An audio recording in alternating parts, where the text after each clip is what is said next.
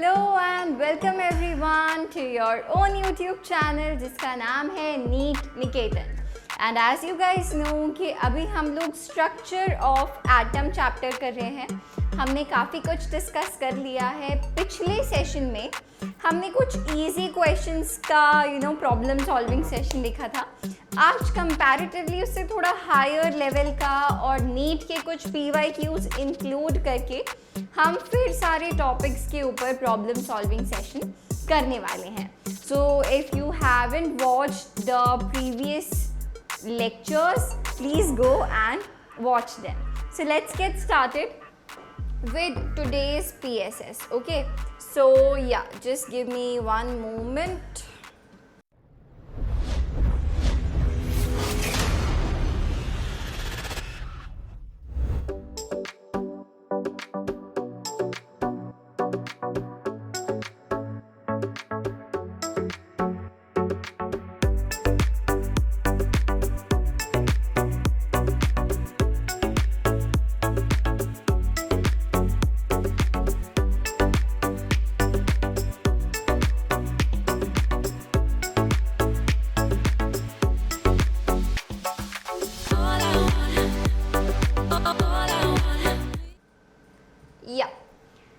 NEET 2021 का question है so that you will have an idea कि नीट में एक्चुअली कैसे क्वेश्चंस पूछे जाते हैं। ठीक है, देखो कैसे पूछे जाते हैं। A particular station of all India radio new Delhi broadcast on a frequency of 1368 kilohertz. ठीक है, तो बेसिकली यार आपको यहाँ पे फ्रीक्वेंसी गिवन है। The wavelength of the electromagnetic radiation emitted by the transmitter is wavelength given है, frequency given है और आपको wavelength निकालना है। So I've already told you C is equal to nu lambda, right? This you already know. C क्या है बेटा? Speed of light. Nu क्या है? Frequency. Lambda क्या है? Wavelength. अभी देखो C की वैल्यू आपको ऑलरेडी पता है 3 × 10⁸ मीटर्स पर सेकेंड। न्यू की वैल्यू ऑलरेडी गिवन है तो लैम्डा निकल जाएगा। So from here you can say that lambda will be equal to C by nu, ये हम बोल सकते हैं। अब बेटा जिस चीज़ का हमें ज़्यादा ध्यान रखना है वो है यूनिट्स। प्लीज़ मेक श्योर कि आप हमेशा सही यूनिट्स का यूज़ कर रहे हो। यहाँ पे सिर्फ इकलौती चीज़ जो थोड़ी सी गड़बड़ करिए वो क्या है कि फ्रीक्वेंसी आपको यहाँ पे हर्ट्स में गिवन नहीं है, किलो हर्ट्स में गिवन है। तो आप जब यहाँ पे इस फ्रीक्वेंसी की वैल्यू डालोगे तो आप क्या डालोगे 1368 it was right 1368 into 10⁻³ hertz. ठीक है, आपने हर चीज़ किस में ली है बताइए? SI यूनिट्स में ली है। C की वैल्यू बेटा आप डालोगे 3 × 10⁸ मीटर्स पर second, right? So you can see बहुत इजी कैलकुलेशन है और सारे जो आपको ऑप्शंस गिवन है वो ऑलरेडी मीटर्स में ही गिवन है, यानी कि आपको जो आंसर है वो SI यूनिट में ही बताना है। ठीक है, सो वेरी इजी, आप इसको आराम से बेटा सॉल्व कर सकते हो and you will get 219.3 metres. ठीक है, so which option is right? Option number D here is the right choice. ठीक है भाई, कैलकुलेशन वाला पार्ट आपका चाहिए, मल्टीप्लिकेशन, डिविजन, एडिशन, सब्ट्रैक्शन, ये सब आपको आता है। चलिए और बात कर लेते हैं आगे नेक्स्ट क्वेश्चन के बारे में।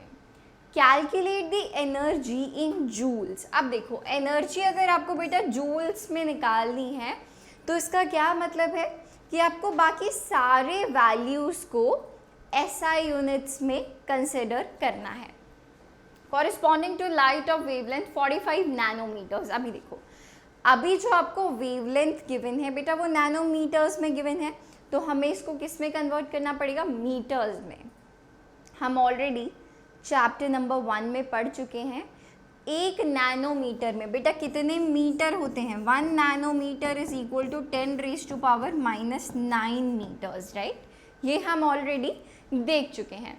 तो चलो जी निकाल लेते हैं energy according to Planck's quantum theory. हमने क्या पढ़ा था कि बेटा जो एनर्जी है it is directly proportional to frequency, right?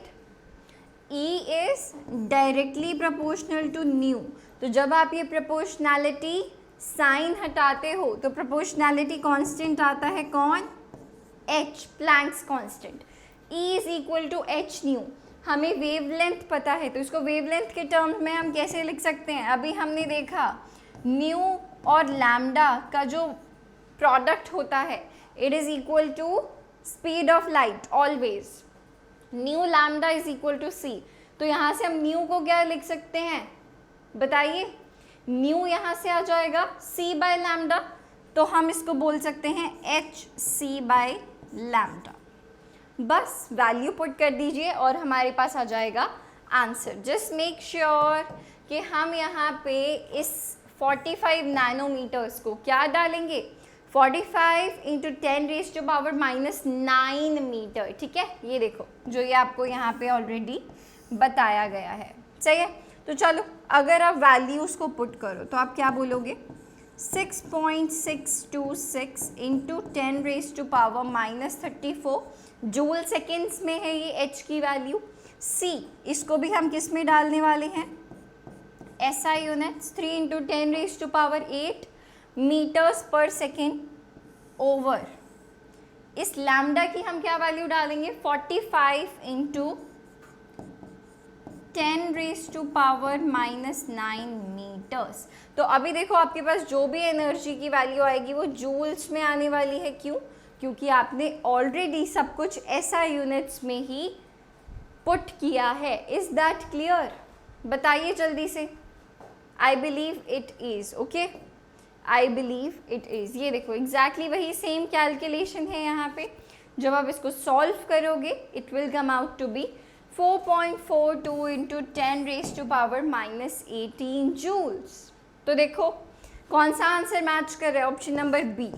पहले में -15 है वैल्यू और ये 6.67 नहीं, हमारा क्या आ रहा है? 4.42. क्लियर है? I believe yes. इसमें आपको कोई परेशानी कोई दिक्कत नहीं होनी चाहिए. अगला क्वेश्चन देखते हैं. The value of Planck's constant is, we already know, 6.626 into 10⁻⁻34 joule seconds, right? Speed of light, अभी देखो स्पीड ऑफ लाइट बेटा हमें 3 इंटू 10⁻17 नैनोमीटर पर सेकेंड में गिवन है, मीटर पर सेकेंड में गिवन नहीं है. Which value is closest to the wavelength? हमें निकालना क्या है बेटा? वेवलेंथ निकालनी है. ठीक है, इन नैनोमीटर्स. नाउ हमें जो वेवलेंथ है वो भी किस में ही निकालनी है? नैनोमीटर्स में ही निकालनी है. Of a quantum of light with a frequency 6 into 10⁻15 पर सेकेंड. सही. तो यू ऑलरेडी नो कि बेटा C is equal to nu lambda होता है, राइट? हमें क्या निकालना है? लैम्डा निकालना है. तो यहाँ से यार लैम्डा क्या आ जाएगा? C बाय न्यू आ जाएगा. C की वैल्यू हमें ऑलरेडी देखो, C की वैल्यू ऑलरेडी हमें नैनोमीटर्स पर सेकेंड में गिवन है. ठीक है भाई, और फ्रीक्वेंसी की वैल्यू भी हमें ऑलरेडी पर सेकेंड में गिवन है, राइट? तो देखो इस पर सेकेंड से पर सेकेंड कट जाएगा और ऑटोमेटिकली जो लैम्डा निकल के आएगा वो किस में आएगा? नैनोमीटर्स में ही निकल के आएगा. तो यहाँ पे आपको और भी कुछ करने की ज़रूरत नहीं है. और दूसरी चीज़ यहाँ पे नोट करने वाली क्या है कि आपको अननेसेसरीली ये h का डेटा गिवन है, प्लैंक्स कांस्टेंट की वैल्यू. हमारे इस क्वेश्चन में कहीं पे प्लैंक्स कांस्टेंट का एक्चुअली यूज़ ही नहीं है, बस वो दिया हुआ है आपको. ठीक है भाई, सो या वैल्यू ज़रा डालें. ये वैल्यू हमें कितनी गिवन है? 3 इंटू 10⁻17 नैनोमीटर पर सेकेंड. एंड ये वैल्यू हमें गिवन है 6 इंटू 10⁻15 6 इंटू 10⁻15 पर सेकेंड, राइट? तो 1/2 आ गया ये. एंड 10⁻17 माइनस 15 आप करोगे बेटा कितना आ जाएगा? 50 नैनोमीटर्स आ गया, right? It will come out to be 50 nanometers. Let's match the option 10, 25, 50. Option number C is the right choice. Clear है? ऑप्शन नंबर सी यहाँ पे हमारा सही जवाब है. चलिए और आगे बढ़ते हैं. ये एग्जैक्टली वही जो आपको समझाया गया. I have always like given to you the exact written solution as well, so that आपको पता हो कि कौन सी वैल्यू कहाँ से आई है और आपको कोई कंफ्यूजन ना हो. ठीक है जी. चलिए, और ये नीट 2013 का क्वेश्चन है. देख रहे हो कितना इजी क्वेश्चन. तो सिंपली वेव के प्रॉपर्टीज से related, Planck's constant, Planck's quantum theory से रिलेटेड आपको क्वेश्चंस बहुत बार आते हैं. आगे बात करते हैं. The energies E1 and E2 of two radiations 25 electron volt and 50 electron volt respectively. The relation between their wavelengths lambda1 and lambda2 will be. Now, energy और वेवलेंथ कैसे रिलेटेड होते हैं? You know that E is equal to hc by lambda. Just give me 1 minute. जैसा कि अभी हमने देखा, energy क्या होती है बेटा? hc by lambda, right? तो अगर पहली एनर्जी है E1, तो उसके कॉरेस्पॉन्डिंग एनर्जी आप कैसे निकालोगे? EHc by lambda 1 and E2 किसके इक्वल होगा? hc by lambda 2, right? E2 will be equal to hc by lambda 2. And more over आप ये सीधा सीधा देख ही सकते हो कि एनर्जी और वेवलेंथ जो है वो इन्वर्सली रिलेटेड होते हैं, राइट?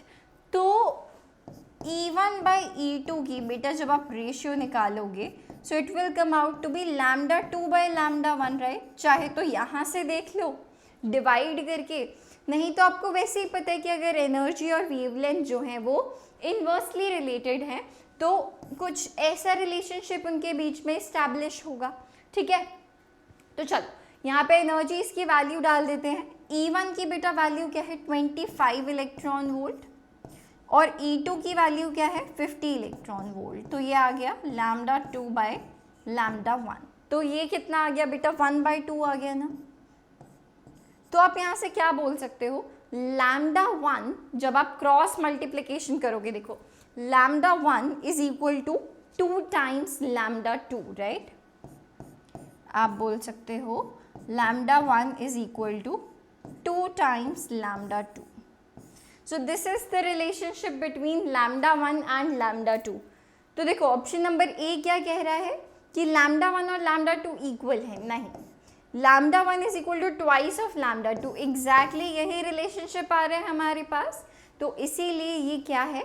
सही जवाब है. ठीक है जी. चलिए, सो ये क्वेश्चन हमने कर लिया, आप देख सकते हो वही जवाब आ रहा है. अगला क्वेश्चन देखते हैं. Which of the following observations was not correct? हमें क्या बताना है? कौन सी ऑब्जर्वेशन करेक्ट नहीं है regarding Rutherford's alpha particle scattering experiment? हमें गलत स्टेटमेंट बतानी है. Most of the alpha particles passed through the gold foil undeflected. Yes, क्यों? क्योंकि जो मोस्ट ऑफ द स्पेस है एटम के अंदर वो एम्प्टी है, तो इसीलिए जो आराम से अल्फा पार्टिकल्स थे वो अनडिफ्लेक्टेडली पास हो गए. तो यार जो ये ऑप्शन नंबर ए वाली स्टेटमेंट है, ये स्टेटमेंट करेक्ट है, लेकिन ये हमारा करेक्ट आंसर नहीं है. ठीक है भाई. नेक्स्ट देखो, a small fraction of the alpha particles was deflected by small angles, right? जो पार्टिकल्स, जो अल्फा पार्टिकल्स न्यूक्लियस के बहुत करीब से निकले, उनमें हल्की सी डेविएशन आ गई थी, राइट? तो ये भी स्टेटमेंट करेक्ट है. आंसर कौन सा करेक्ट है? जो स्टेटमेंट इनकरेक्ट है. A large number of alpha particles were bounced back. No, not a large number of alpha particles. 1 in 20,000 was bounced back. जो बिल्कुल न्यूक्लियस को जाके हिट किया था वो बाउंस बैक किया था। तो बेटा जो ऑप्शन नंबर सी वाली स्टेटमेंट जो है ये स्टेटमेंट गलत है। ये स्टेटमेंट क्या है? गलत है, इनकरेक्ट है, इसीलिए हमारा सही जवाब है। ठीक है जी, ऑप्शन नंबर सी इसीलिए हमारा सही आंसर है, सही जवाब है। A very few alpha particles were bounced back, देखो ये वाली स्टेटमेंट करेक्ट है। ऑप्शन नंबर डी में जो स्टेटमेंट लिखी है वो सही लिखी है। ठीक है भाई, चलिए नेक्स्ट देखते हैं। So here is the exact explanation जो आपको भी बताई गई, वो यहाँ पे भी बताई गई है। नेक्स्ट क्वेश्चन देख लेते हैं। How many neutrons are there in strontium? तो हमने हमारे लेक्चर में डिस्कस किया था कि यार अगर कोई भी एलिमेंट है x, ठीक है, एनी एलिमेंट x, उसकी रिप्रेजेंटेशन कैसे होती है? जो उसके सुपरस्क्रिप्ट में, जो उसके ऊपर लिखा होता है वो क्या होता है? मास नंबर होता है, जिसको आप a से डिनोट करते हो। और जो सबस्क्रिप्ट यानी कि नीचे लिखा होता है वो उसका एटॉमिक नंबर होता है z, है ना। मोर ओवर एटॉमिक नंबर जो होता है इट इज सिंपली कि किसी एलिमेंट में कितने किसी एलिमेंट के एटम में कितने नंबर ऑफ प्रोटॉन्स प्रेजेंट हैं। और मास नंबर क्या होता है? Protons plus neutrons. ठीक है, सो या हमें बताने कि यार न्यूट्रॉन्स कितने होंगे। तो मैंने तुम्हें पिछले 3 सेशन से बता रही हूँ कि बेटा नंबर ऑफ न्यूट्रॉन्स सिंपली आप कैसे निकाल सकते हो? a माइनस जी। क्यों ma'am? a is mass number, mass number क्या होता है? Proton plus neutron minus atomic number क्या होता है? Number of proton. तो देखो p plus n minus p, p से p कैंसिल आउट हो जाएगा, तो ये किसकी इक्वल आएगा? नंबर ऑफ न्यूट्रॉन्स की ही इक्वल आएगा ना। सही है, तो कर दो भाई 88 माइनस 38, 88 माइनस 38 कितना हो गया? सीधा सीधा 50। So this is our right answer. 88 minus 38, 38 50 126 88। Option number B हमारा सही जवाब है। सही बात है, आगे बढ़ते हैं ज़रा। एग्जैक्टली सेम जो कि हमने अभी पढ़ा। आई डोंट थिंक कि अब तक ना तुम्हें कोई भी क्वेश्चन ऐसा लगा होगा कि यार ये तो बहुत डिफ़िकल्ट है, क्योंकि ये चैप्टर बहुत इंटरेस्टिंग और बहुत इजी है, प्लस स्कोरिंग है, क्योंकि इससे काफ़ी क्वेश्चंस हर साल नीट में पूछे जाते हैं। तो ऐसे चैप्टर्स को ना कभी मत छोड़ना। एंड मोर ओवर ये तुम्हारी केमिस्ट्री का, ये तुम्हारी साइंस की बहुत बेसिक चीज़ें हैं जो कि आपको हर चैप्टर में काम आने हैं। सो मेक श्योर कि इन पर्टिकुलर चैप्टर्स को आप साथ साथ अच्छे से करो। ठीक है जी, चलिए और आगे बढ़ते हैं। Consider the figure of electromagnetic wave, right. ये भी हमने समझा था, है ना, कि जब भी कोई charged particle under acceleration move करता है तो उसके रिस्पेक्टिवली मैग्नेटिक फील्ड कंपोनेंट और इलेक्ट्रिक फील्ड कंपोनेंट होता है, राइट, जो कि आपस में क्या होते हैं? म्यूचुअली परपेंडिकुलर होते हैं। से अगर y डायरेक्शन में हमने मैग्नेटिक फील्ड लगाई, z डायरेक्शन में हमने इलेक्ट्रिक फील्ड आई, तो जो डायरेक्शन ऑफ प्रोपगेशन है वेव का वो कैसा होगा? x में। तो ये तीनों चीज़ें आपस में क्या होंगी? म्यूचुअली परपेंडिकुलर होंगी। तो देखो भाई, हमें बतानी है करेक्ट इन्फॉर्मेशन, सही इन्फॉर्मेशन हमको बतानी है इलेक्ट्रोमैग्नेटिक वेव के बारे में। These components have same wavelength and speed, right? इन सभी components की wavelength और speed same है।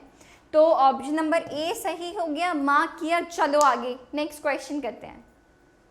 करते हैं? नहीं, ऐसे नहीं करते। क्यों? क्योंकि देखो, आप अगर ऑप्शन नंबर डी को ध्यान से देखोगे तो यहाँ पे एक ऑल ऑफ दीज का भी ऑप्शन है।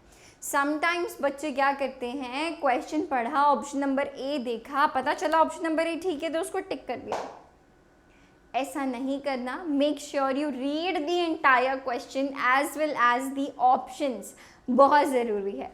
चलो, they vibrate in two perpendicular planes, ये भी बात बिल्कुल ठीक है।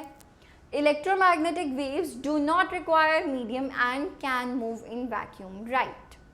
इलेक्ट्रोमैग्नेटिक वेव्स को किसी मीडियम की ज़रूरत नहीं होती है, जबकि अगर आप बात करोगे साउंड वेव्स के बारे में, तो उनको मूव करने के लिए किसी मीडियम की, जैसे एयर की या वाटर की ज़रूरत होती है, बट इलेक्ट्रोमैग्नेटिक रेडिएशंस को मीडियम की ज़रूरत नहीं होती।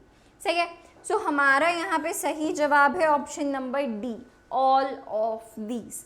तो इस क्वेश्चन से हमने क्या सीखा कि क्वेश्चन रीड करने के साथ साथ हमें ऑप्शंस भी रीड करने हैं। ठीक है, ऐसा नहीं करना कि सिर्फ क्वेश्चन पढ़ा, देखा ऑप्शन नंबर 8 ठीक है और फिर टिक करके आगे चल दिए, नहीं, हमें ऑप्शंस भी देखने हैं, क्योंकि एक ऑल ऑफ दीज जैसे बोथ बी एंड सी या बोथ ए एंड सी जैसा ऑप्शन बीच में हो सकता है। So make sure you read question as well as the options. सही है, चलिए आगे बढ़ते हैं, right. This was like the explanation जो भी हमने देखा। अगला question, what will be the wave number को बेटा हम कैसे डिनोट कर रहे थे, न्यू बार, ठीक है, और and it is related and it is equal to 1/λ, right. और देखो आपको वेवलेंथ ऑलरेडी गिवन है 240 नैनोमीटर्स, तो कुछ नहीं करना, जस्ट 1/λ करना है। अब देखो यहाँ पे एक गेम क्या हो सकता है, आपको जो वेवलेंथ गिवन है वो आपको नैनोमीटर्स में गिवन है। ऑप्शन देखो, ऑप्शन में centimetre inverse, metre inverse, hertz is a unit of frequency, तो ये तो हो ही नहीं सकता। ऑप्शन नंबर सी तो कांटा ही लग गया यूनिट देख के ही, ठीक है, एंड दिस इज पर सेंटीमीटर। तो हम पहले क्या करते हैं कि इस वैल्यू को SI यूनिट में ले आते हैं, मीटर में ले आते हैं, तो जो न्यू बार की वैल्यू आएगी वो पर मीटर में आएगी, राइट। अगर ऑप्शन नंबर बी मैच कर जाता है तो ठीक है, अदरवाइज फिर हम उसको सेंटीमीटर में देखेंगे, ठीक है भाई। So yes, you can say it is 1/240 into 10⁻⁻⁹ metre, right. सही है। तो ये जब आप सॉल्व करोगे तो आपको फाइनली जो मिलेगा बेटा वो क्या मिलने वाला है, एग्जैक्टली यही हम लोगों ने किया है। So when you will solve you will gate 4.6 into 10⁻4.16 पर मीटर, जो कि है तुम्हारा ऑप्शन नंबर बी। तो हमें सेंटीमीटर्स तक जाने की नीड ही नहीं पड़ी, right. And moreover you know already 1 metre is equal to 100 centimetres, तो वो भी आप आराम से कर लेते, कोई दिक्कत नहीं होती, राइट। तो आप देख रहे हो कितने इजी क्वेश्चंस प्रीवियस ईयर्स में पूछे जा चुके हैं। सो make sure you do such questions, ठीक है भाई। और आगे देखते हैं, what will be the energy of one photon of radiation of frequency this 5 into 10⁻14 hertz, ठीक है। फ्रीक्वेंसी गिवन है, एनर्जी निकालना है, क्या कुछ करना है हमें, इसमें कुछ नहीं करना, E is equal to h nu लगाना है। h की वैल्यू प्लैंक कांस्टेंट तुम्हें पता है, न्यू की वैल्यू ऑलरेडी हर्ट्स में तुमको गिवन है, यहाँ पे वैल्यू जूल्स में तुम्हें गिवन है, सिर्फ E is equal to h nu लगाना है और कुछ नहीं करना है। h की value 6.626 into 10⁻⁻34 joule seconds, nu की वैल्यू गिवन है 5 इंटू 10⁻14 हर्ट्स। बस इसको सॉल्व करो and you will get your answer 3.313 into 10⁻⁻19 joules, which is option number B, ठीक है। ये प्रीवियस ईयर नीट का क्वेश्चन है, सही है। चलिए और बात कर लेते हैं आगे। Identify the correct order of frequencies. सबसे पहली बात, ये फोटो इलेक्ट्रिक इफेक्ट से रिलेटेड क्वेश्चन है, ग्राफ बेस्ड। हम ऑलरेडी सारे ग्राफ्स लेक्चर नंबर 654 में कर चुके हैं, ठीक है। तो आप ये सब कुछ वहाँ जाके समझ सकते हो। अभी देखो, ये जो आपको ग्राफ गिवन है, ये photo electric current versus potential का ग्राफ हमें गिवन है, ठीक है। तो अभी देखो, जो इधर की साइड पे पोटेंशियल है बेटा, ये कौन सा पोटेंशियल है? Here we are talking about stopping potential, है ना। Here we are talking about stopping potential, कि जो फास्टेस्ट मूविंग इलेक्ट्रॉन है, जो फोटो इलेक्ट्रिक इफेक्ट के दौरान, फोटो एमिशन के दौरान, टू बी मोर प्रिसाइज, जो इलेक्ट्रॉन सबसे तेज भाग रहा था, उसको भी रोकने के लिए जो आपने पोटेंशियल लगाया है ना, जो आपने ऑपोजिट डायरेक्शन में पोटेंशियल लगाया, जिसको हम स्टॉपिंग पोटेंशियल बोलते हैं, राइट, वो और फोटो इलेक्ट्रिक करंट कैसे वेरी करेंगे, ठीक है। And you have 3 radiations of 3 different frequencies, ठीक है, nu1, nu2, nu3, ठीक है। तो हमें पता है कि जितनी ज़्यादा फ्रीक्वेंसी की रेडिएशन आप डालोगे, उससे उतना फास्टेस्ट मूविंग इलेक्ट्रॉन निकलेगा, है ना। कैसे, चलो एक बार देख लेते हैं। फोटो इलेक्ट्रिक इक्वेशन से ही रिलेटेड, ई इंसिडेंट, है ना, एनर्जी क्या होती है? एच न्यू होती है।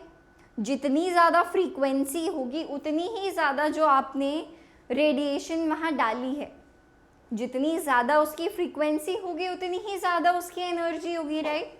सो it is equal to work function plus the kinetic energy of the electron, right, सही। तो ये वैल्यू तो फिक्स्ड है, जो किसी मेटल का वर्क फंक्शन है वो तो फिक्स्ड है।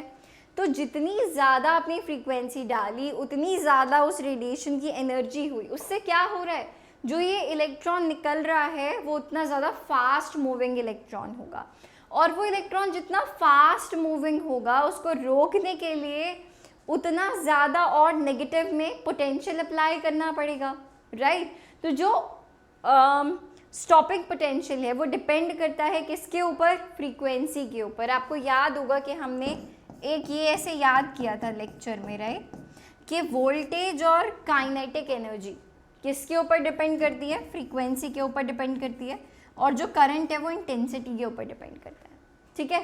सो जो nu3 होगा, आप देखोगे जो p3 वाला पोटेंशियल है वो नेगेटिव में सबसे ज़्यादा है ना। तो जिस रेडिएशन की फ्रीक्वेंसी सबसे ज़्यादा है, उसको, उससे निकलने वाले इलेक्ट्रॉन को रोकने के लिए आपको सबसे ज़्यादा पोटेंशियल लगाना पड़ रहा होगा। तो बेटा यहाँ से आप ऑर्डर स्पेसिफाई कर सकते हो ना। यू कैन से मैम nu3 के लिए सबसे ज़्यादा पोटेंशियल लग रहा है, तो nu3 की वैल्यू सबसे ज़्यादा होगी, फिर nu2 की होगी, राइट, एंड फिर nu1 की होगी। So this is the order. बताओ जी कौन सा ऑप्शन आ रहा है? ऑप्शन नंबर सी आ रहा है, राइट, ऑप्शन नंबर सी आ रहा है। क्लियर है? चलिए और आगे बात करते हैं। You can see and here you have the explanation. अगर और अच्छी एक्सप्लेनेशन चाहते हो तो आप लेक्चर जाके देख सकते हो, ठीक है। Next question, the work function for a metal is 4 electron volts to emit photoelectron of zero velocity from the surface of the metal, the wavelength of incident light should be। अच्छा देखो, ये question क्या कह रहा है, आपको work function given है, ठीक है। जो लाइट आप इंसिडेंट कर रहे हो it is equal to, photo electric equation लगा रहे हैं, so it is equal to phi naught which is your work function plus kinetic energy of the electron, right. हमसे कहा जा रहा है कि जो इलेक्ट्रॉन निकले उसकी ज़ीरो वेलोसिटी हो, मतलब कि ये जो काइनेटिक एनर्जी वाली टर्म है ये क्या हो जाएगी? ज़ीरो हो जाएगी, ठीक है। So E incident should be equal to phi naught, ठीक है ना। ये वैल्यू मुझे ऑलरेडी कितनी गिवन है बेटा? 4 इलेक्ट्रॉन वोल्ट्स गिवन है, सही है। अब मैं ई इंसिडेंट को क्या लिख सकती हूँ? एच न्यू लिख सकती हूँ। I can write it as h nu. लेकिन हमें क्या निकालना है? हमें निकालना है वेवलेंथ। तो इसको जब हम वेवलेंथ के टर्म्स में लिखेंगे, it will B hc by lambda, right, it will B hc by lambda. अब देखो यहाँ से आराम से बेटा लैम्डा निकल जाएगा ना, lambda will be equal to hc by 4 electron volts. अभी देखो यहाँ पे क्वेश्चन तो समझ में आ गया कि लैम्डा ऐसे निकल जाएगा। अभी देखो लैम्डा की वैल्यू हमें एंगस्ट्रॉम्स में गिवन है, राइट, लैम्डा की वैल्यू हमें एंगस्ट्रॉम्स में गिवन है। इसको ज़रा आगे समझते हैं। ये देखो hc बाय 4 इलेक्ट्रॉन वोल्ट, देखो इस वाले स्टेप तक हम पहुंच गए थे। अभी देखो h की वैल्यू डाली, h की वैल्यू डाली SI यूनिट्स में, c की वैल्यू डाली SI यूनिट्स में। नाउ यू ऑलरेडी नो बेटा 1 electron volt is equal to 1.6 into 10 raise to power minus 19 joules, right, this 19 joules, ठीक है। तो आपने ये वैल्यू जूल्स में डाली, जो एनर्जी की वैल्यू थी, जो वर्क फंक्शन की वैल्यू थी, वो आपने जूल्स में डाली, राइट। अभी देखो अगर आप इस वैल्यू को कंसिडर करो, सब कुछ SI यूनिट्स में है, राइट, सब कुछ SI यूनिट्स में है। H की वैल्यू जूल सेकेंड्स में है, C की वैल्यू मीटर्स पर सेकेंड में है, और नीचे जो वैल्यू इलेक्ट्रॉन वोल्ट्स वाली उसको हमने जूल्स में डाल दिया। तो ये पूरी वैल्यू किस में आनी चाहिए थी, मीटर्स में आनी चाहिए, है ना, ये पूरी वैल्यू मीटर्स में आनी चाहिए। बट अकॉर्डिंग टू क्वेश्चन हमें वैल्यू एंगस्ट्रॉम्स में निकालनी है, राइट। तो व्हाट डू यू नो बेटा, आपको पता है ma'am 1 angstrom is equal to 10 raise to power minus 10 metre, right. But अब हमें मीटर को एंगस्ट्रॉम में कन्वर्ट करना है, तो इसीलिए आप 10 रेज टू पावर 10 से मल्टीप्लाई करोगे।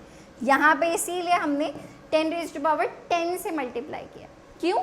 अब की बार हमको बड़े यूनिट से छोटे यूनिट में जाना है, इसलिए। तो यहाँ पे -10 नहीं करना, 10 रेज टू पावर 10 करना है। तो जब आप इसको सॉल्व करोगे, देखो 4.16 और ये वैल्यू 6.626, ये अप्रॉक्सीमेटली इक्वल आने वाले हैं। 3 बचा सिर्फ, और बाकी सब 10 के पावर्स। जब आप अप्रॉक्सीमेटली सॉल्व करोगे तो 3100 एंगस्ट्रॉम्स, जो कि आपका है ऑप्शन नंबर डी। क्लियर है? I believe so. Next question के बारे में बात करते हैं। The work function of a metal is 4.2 electron volts. Work function हमें ऑलरेडी गिवन है। इफ रेडिएशंस ऑफ 2000 एंगस्ट्रॉम, बेटा अगर ये 2000 एंगस्ट्रॉम गिवन है, इसका क्या मतलब है, क्या गिवन है, ये हमें वेवलेंथ गिवन है, right,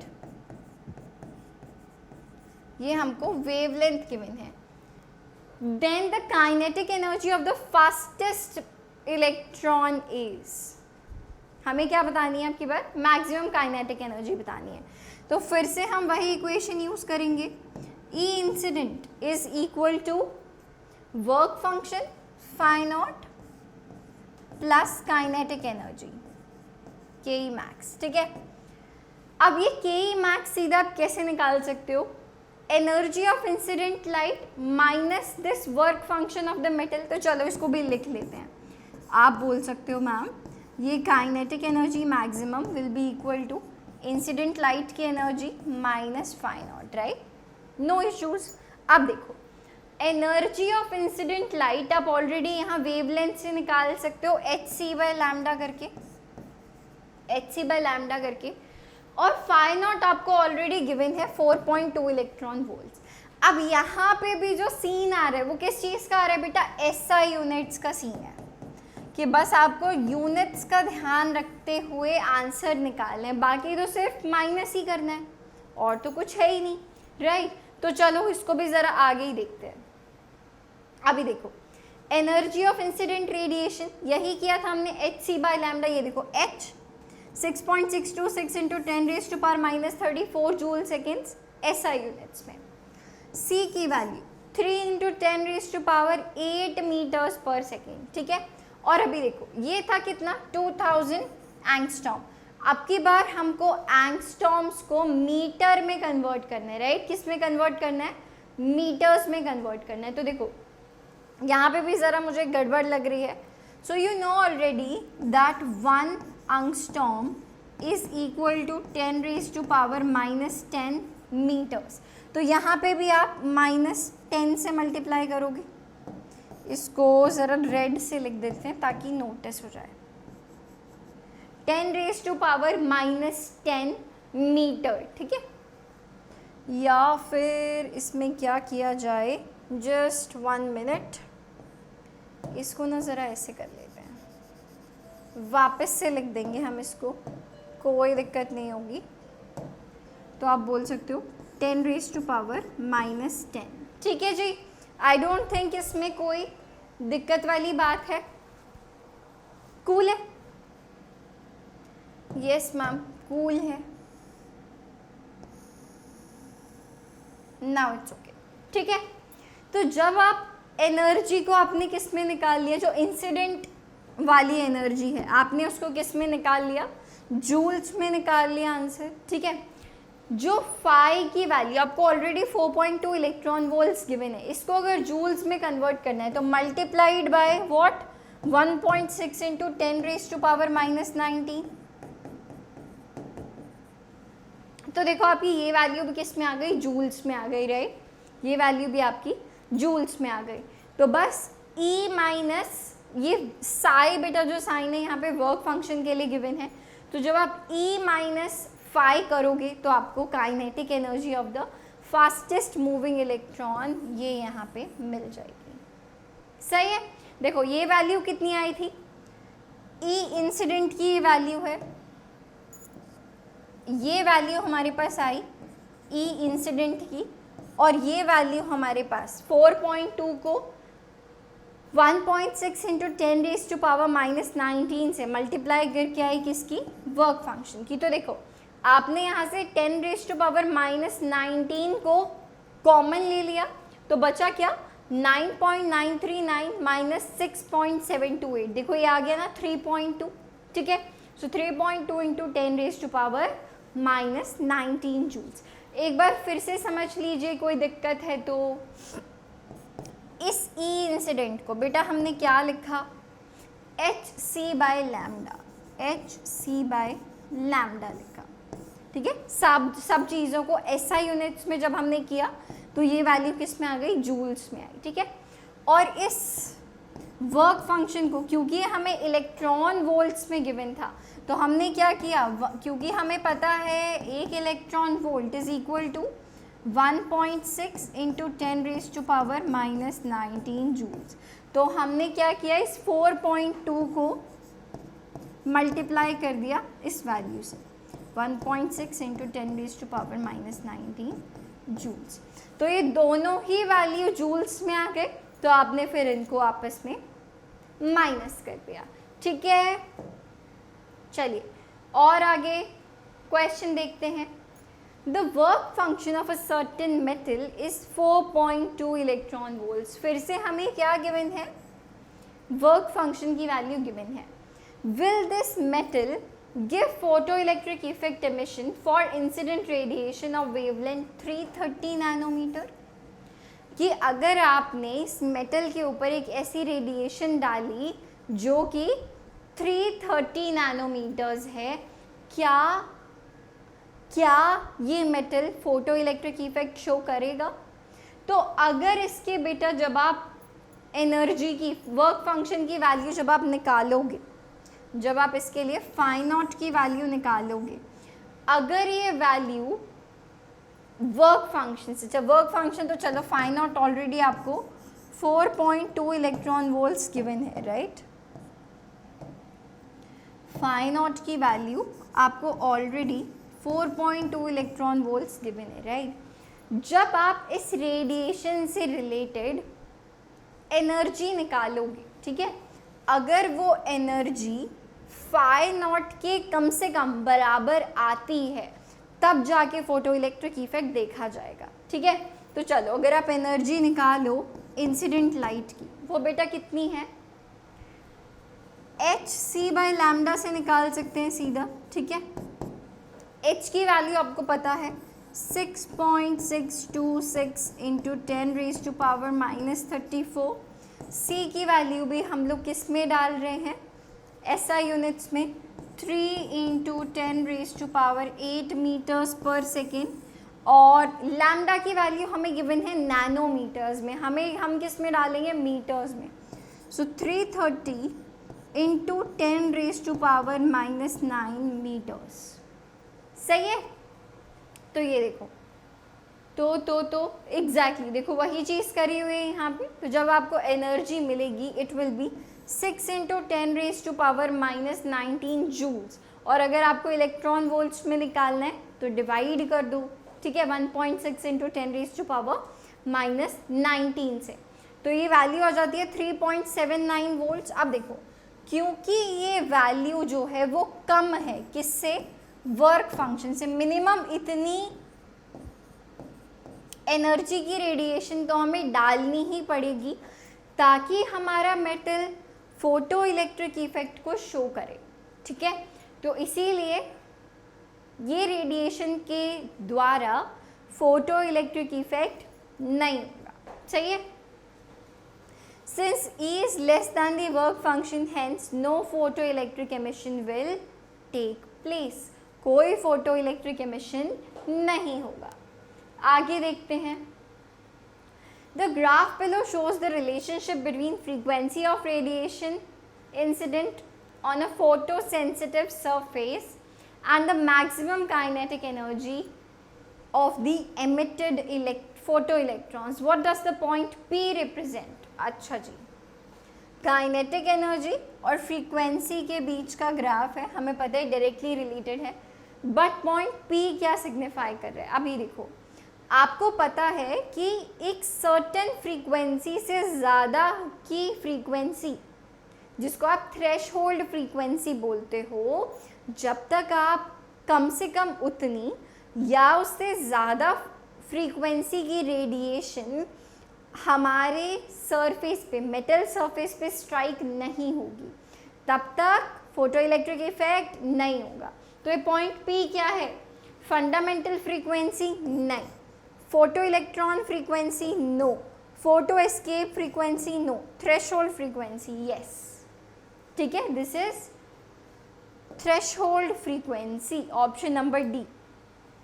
and we are done for today's session. See you in the next topic, next lecture. And till then, keep learning, be happy. Bye-bye. Let's go. I wake up to a little bit of drool on my pillow, feel like it's gonna be a bad day. Yeah, I'm tired of shit, and the coffee ain't hit yet, damn ain't that great. I don't wanna go